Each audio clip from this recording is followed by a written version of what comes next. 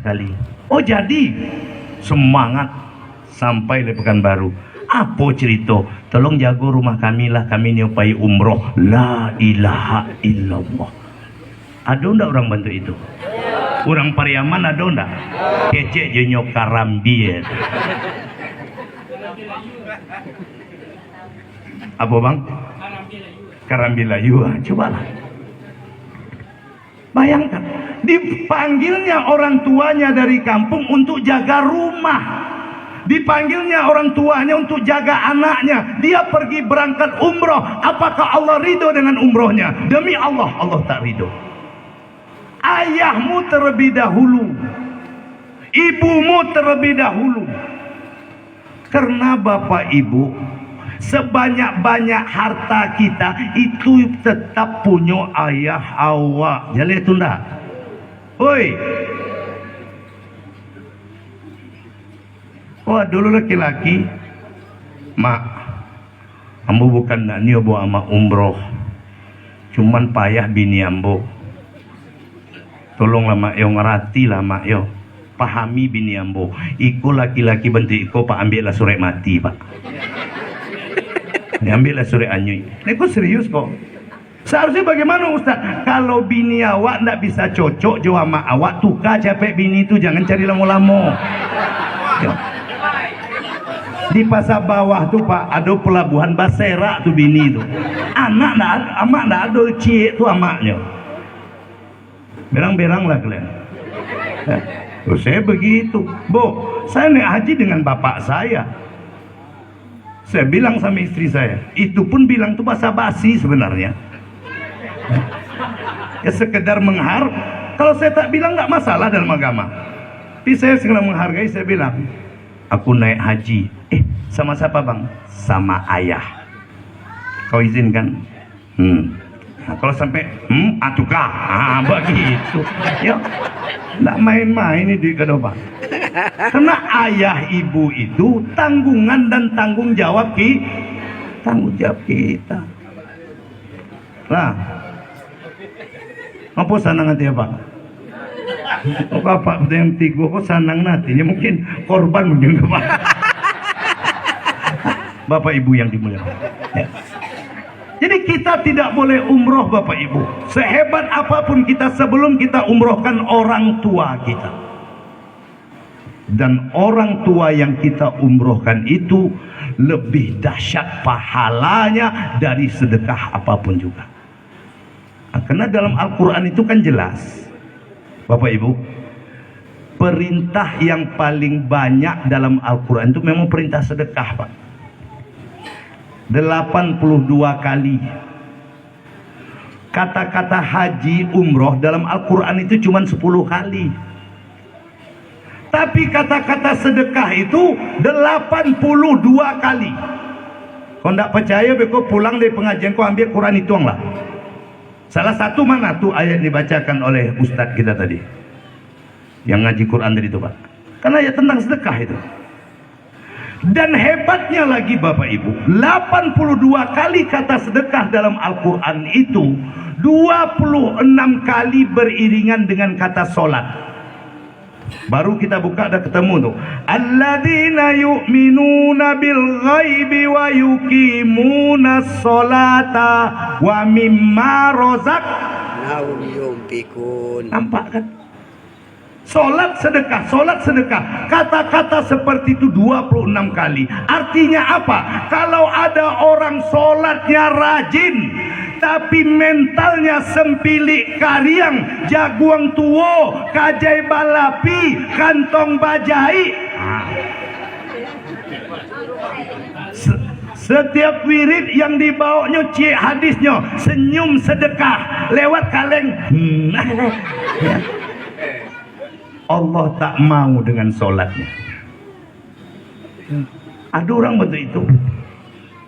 Oi, ngapa Ustaz kau tahu betul? Saya kan tiap Jumat khotib pak. Kan saya tengok tuh siapa yang suka masuk bakul tuh. Kadang pakai jubahnya pak, sorban balipek, lewat bakul senyumnya. Kenapa bapak senyum? Senyum itu sedekah. Karambi kau mau sholat tuh nak bisa jo senyum dulu kan begitu. Ada orang rajin sholat tapi bakhil, Allah tak mau. Makanya pendusta agama itu bukan pezina, Pak. Pendusta agama bukan perampok. Bahkan ada perampok yang baik. Siapa namanya? Pitung. Tahu si Pitung? Ngaponya? Maling dan memberi kepada orang miskin. Pendusta agama bukan perampok, bukan pezina, tapi orang sempili. Nah, apatah lagi bakhil kepada orang tua. Ma'udzubillah, luar biasa, Pak. Ya, makanya ketika ditanya di dalam surat Al-Baqarah itu, ketika mereka yas'alunaka madza yunfikun, mereka bertanya kepada Muhammad tentang sedekah, katakan orang yang pertama berhak menerima sedekah itu adalah orang tuamu. Jaleh itu enggak? Apa? Hah? Iyo, ini banyak orang kini, Bu. Yo, gaya ndak tanggung dong. Yo. Tapi bertanya awak jo amaknya, mak, si anu tuh kini lah jadi orang anu. Iyo, ini beruntung amak punya anak, beruntung dari Hong Kong, kan? Aduh yang bentuk ini. Ayo, Pak. Ya. Nah, setelah sedekah dengan orang tua, siapa lagi? Kakak beradik. Ingat itu, kakak. Itu ukuran sedekah, Pak. Oma ayah dulu, kemudian kakak beradik. Enyo ada orang tak ngerti, Bu. Jo orang lain jor-jorannya, kakak beradik sempiliknya. Ada enggak? Makanya ada orang tak bangga punya abang elek. Wah, kok mirip jo Pak Robi yang kepala dinas tuh. Itu iyo orang kakak beradik. Serius angko. Baruntung ayo kepala dinas abangan. Baruntung apa? Tak ada mangali doh, kan? Banyak kita begitu. Betul, Pak. Datang adik ke rumah. Assalamualaikum, salam. Apa Wang? Dah ada dah rencananya pinjam piti 500.000 nya dah. Duduk ang bro. Duduklah adik aku. Wah, angpua sampai sejam. Adik aku tahan, yang penting dapat piti 500. Alah sudah sejam, mana pitinya dah? Ndak ada. Ilaha itu. Ada ndak udai bantu itu? Kau samu udah karam baca Quran itu, Pak. Itu banyak itu. Di An-Nisa 36 juga begitu. Wa'budullah wa la tusriku bi syai'a wa bil walidaini ihsana wa bidil qurba. Salatlah, sembahlah Allah, jangan serikatkan dia, berbuat baik kepada kedua orang tua dan kakak beradik. Jadi kalau ada orang baca kakak beradik, itu orang tak ngerti dengan Al-Quran. Jalah itu. Oi, ada enggak orang baca kakak beradik? Malam kau bertobatlah. Ya. Jangan pernah engkau benci kepada adikmu. Jangan pernah kau marah kepada abang atau kakakmu. Hubungan kakak beradik itulah yang dikatakan Al-Quran kalau putus masuk neraka. Ikut perkumpulan Pariaman, kok bukan silaturahmi, kok ikut namanya ukhuwah.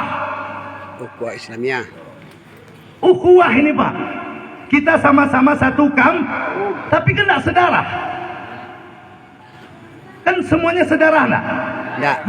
Separui enggak sadonya? Enggak. Yang silaturahmi itu hubungan separui.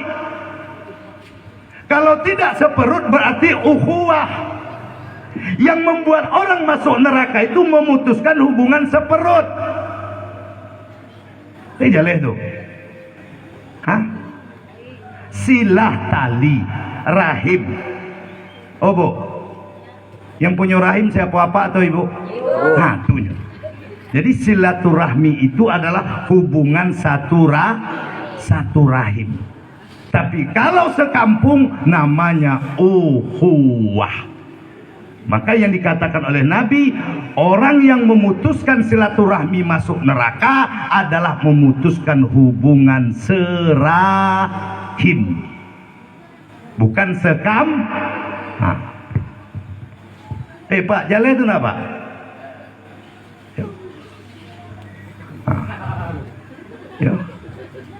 Kok tahun politik ini kok? Ya. Dia kalau ada orang pakai DP itu maju, pakai DP dulu. Dia akhirnya piti itu nomor balik yang pantiang orang kampung dan saudara. Nah, orang kini ndak ada Pak, wani piro. Ya, kok yang payah wani piro, masya Allah. Ya sehingga Bapak udah ada pilihan sampai hari ini. Insya Allah belum. Kapan Bapak baru menentukan pilihan? Siapa yang datang di hari H dengan saya? 300 oke. 100 no. La ilaha illallah. Nak ngapo wa itu lah.